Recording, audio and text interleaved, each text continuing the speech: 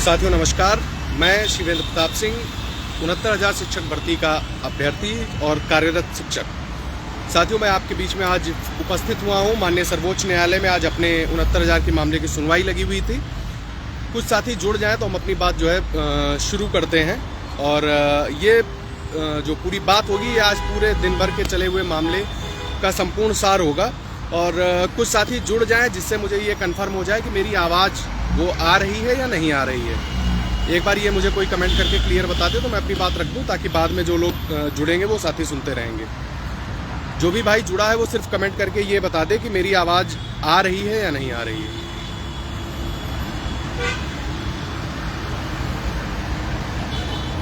जो भी साथी इस पूरे लाइव वीडियो से जुड़े हैं वो सिर्फ कमेंट करके ये बता दें आवाज़ आ रही है या नहीं।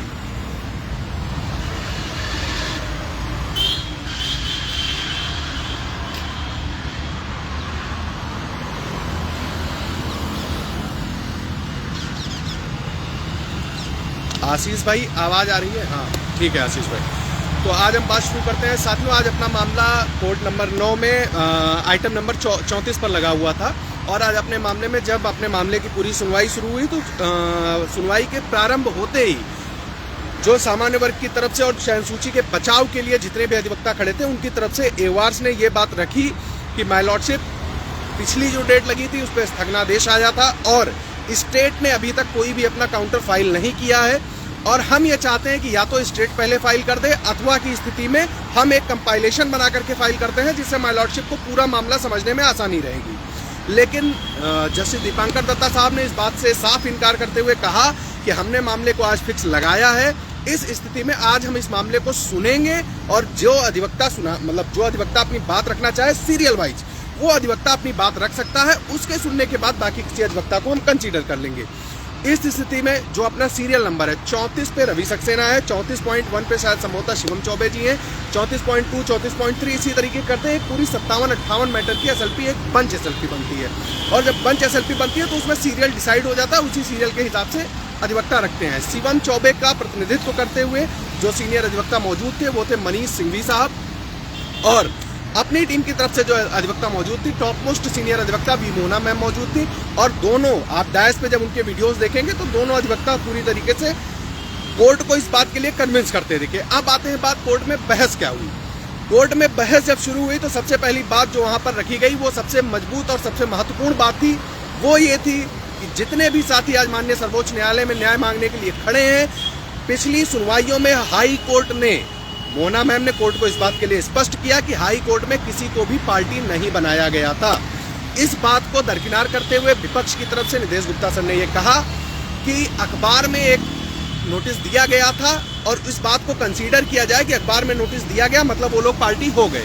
माननीय दत्ता साहब मैम की बात से सहमत होते हुए उन्होंने कोई ऑर्डर पढ़ा और उस ऑर्डर को पढ़ते हुए उन्होंने ये बात बताया कि अखबार में पब्लिश होने से जब वो वर्किंग है और उनकी नौकरी जाने की बात है तो उनको पार्टी नहीं माना जा सकता है। तो पहली इस बात से कोर्ट पूरी तरीके से सहमत दिखी कि हाँ ये नॉट पार्टी थे। अपनी याचिका में भी सब नॉट पार्टी गए हैं, मतलब हाई कोर्ट में पूर्व जो ऑर्डर आया है वो जिनको प्रभावित कर रहा है वो हाई कोर्ट की सुनवाइयों में पार्टी नहीं थे। दूसरी बात, फिर जब मामला आगे बढ़ता है तो बात आती है रामचरण मौर्य जजमेंट की, जो 156/2019 राघवेंद्र शिवेंद्र एंड अदर्स याचिका थी जिस पर 60-65 बहाल हुआ था। उस याचिका का जिक्र करते हुए ये बात आई कि एटीआरई को अपोजिट साइड ने करने की कोशिश करी कि एटीआरई ऑलरेडी चैलेंज हो चुका है। लेकिन सामान्य वर्ग की तरफ से जो उपस्थित अधिवक्ता थे चयन सूची के बचाव के लिए, किसी वर्ग का नाम नहीं लेते, चयन सूची के बचाव में जो अधिवक्ता उपस्थित थे उन्होंने कोर्ट को यह बात मैम ने भी स्पष्ट करी कि जो रामचरण मौर्य ऑर्डर आया था वो कट ऑफ का मैटर था। At that time ATRE was not challenge and ATRE was not discussed even. तो अगर एटीआरई पर डिस्कस होगा तो एटीआरई मैटर अभी डिस्कस होगा और अभी डिसाइड होगा, ना कि पहले ये बात हो चुकी है। तो जो भी इस बारे में जो भी अफवाह है वो आप इस बात से क्लियर हो जाइए कि एटीआरई मैटर को अभी कुछ भी टच नहीं किया है। इवन थोड़ा बहुत काइंड ऑफ डिस्कशन इस मैटर पर हुआ है।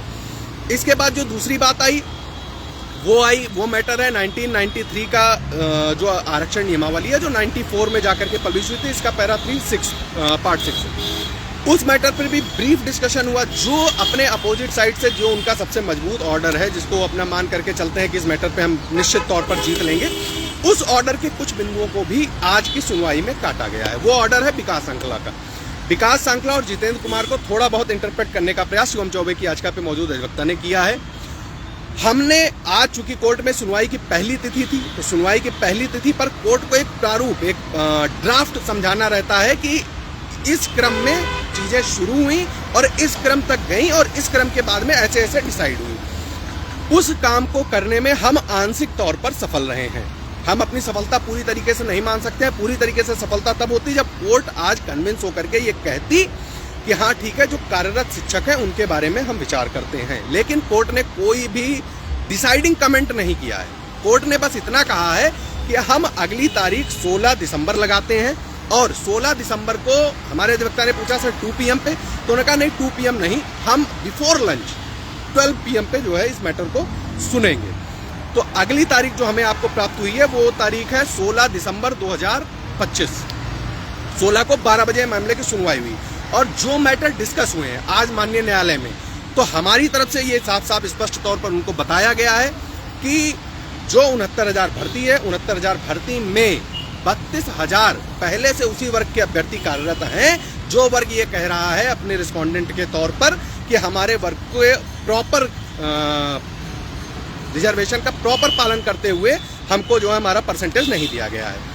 सबसे पहली बात। दूसरी बात, हमने उनको ये बताया कि यूआर का जो कट ऑफ था वो 65% था, रिजर्व कैटेगरी का 60% था।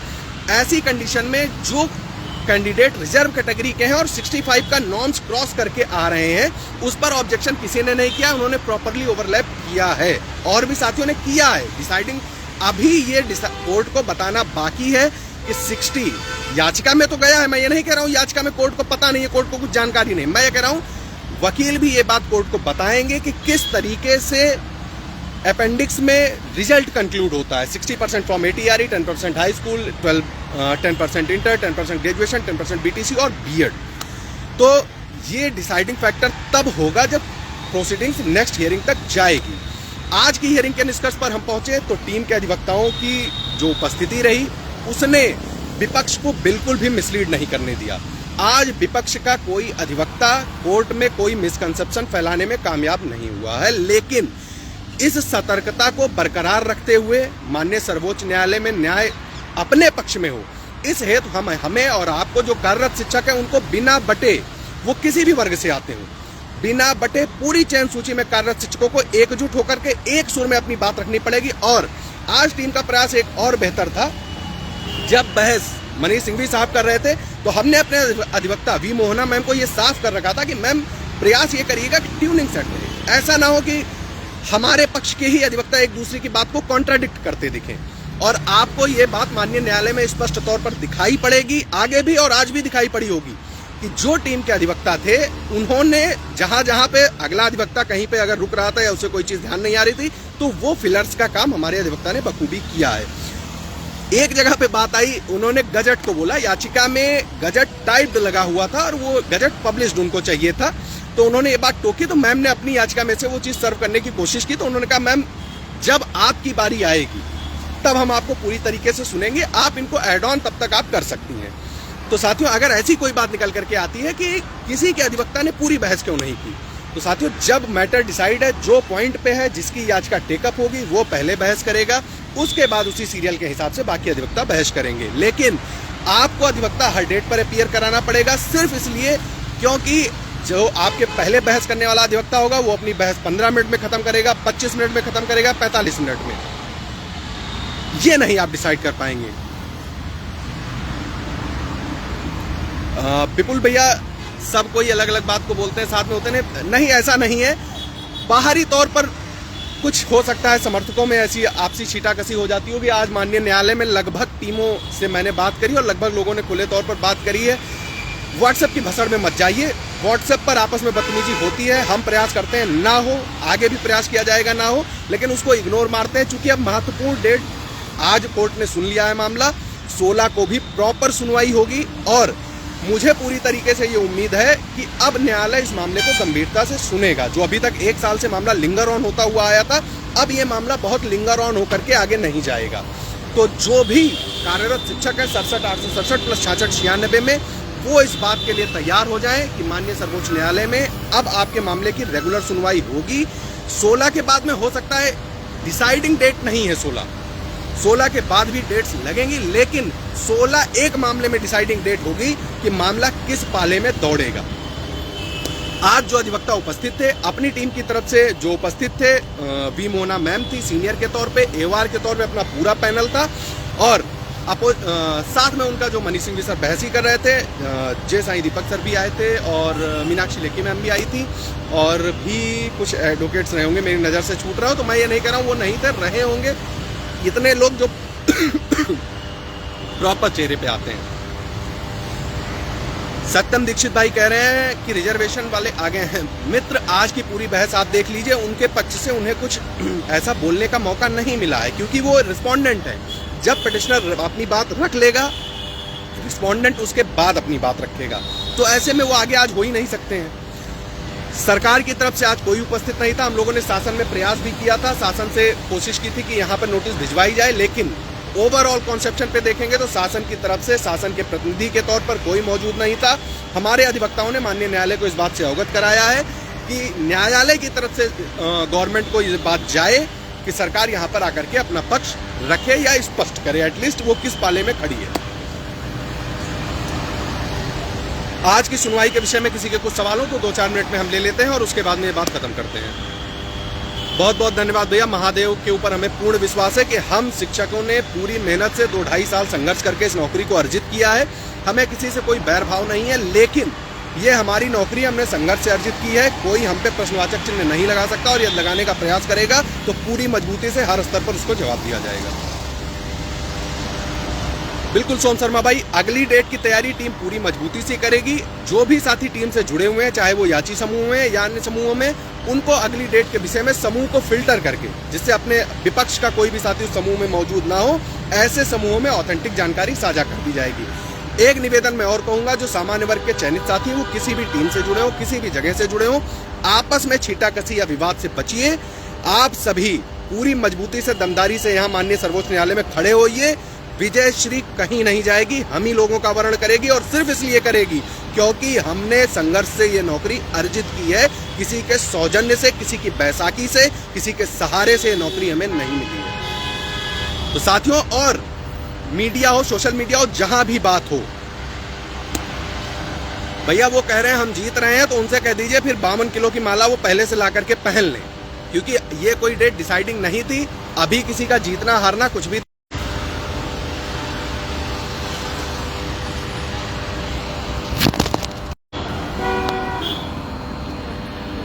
तो उम्मीद है साथियों हमने अपनी पूरी बात रख दी है, और हम लोग भी निकलेंगे, क्योंकि विपुल भैया मैं जो है पूरी बात जो है ग्रुप में जो है शेयर कर दूंगा, और बाकी किसी साथी को कोई भी डाउट होगा तो मेरा नंबर है 8040007496। आप व्हाट्सएप मैसेज डाल दीजिएगा, मैं सबका रिप्लाई कर दूंगा। कॉल से बचिएगा, क्योंकि कॉल का रिप्लाई अभी वापसी रहेगी, कल अटेंड करने के लिए तमाम सारी जो है टीम के साथियों का ही कुछ इनविटेशंस भी हैं, तो उनके घर पे भी जाना रहेगा। तो प्रयास करिएगा, मैसेज रखिएगा, मैं जो है वो बात रख दूंगा। बाकी उम्मीद है साथियों हमारी तैयारी पूरी है। अगली डेट पर हम पूरी दमदारी से बाकी चीज़ें कन्वे कराएंगे, और मैं ओपन तौर पे कर रहा हूँ, कोई किसी भी टीम से जुड़ा हो, कोई पॉइंट, कोई सुझाव, कोई ऑर्डर, कोई ब्रीफ आपको ध्यान में आता है, आप तत्काल साझा करिए। वो बात पूरी दमदारी से माननीय सर्वोच्च न्यायालय में पहुँचाने की जिम्मेदारी हम और हमारी टीम की है। तो साथियों उम्मीद करते हैं आप सबसे पुनः संवाद होगा, और आप सब अपने अपने इष्ट देव से प्रार्थना कीजिए कि वो माननीय सर्वोच्च न्यायालय में हम सबको विजयश्री दिलाएं।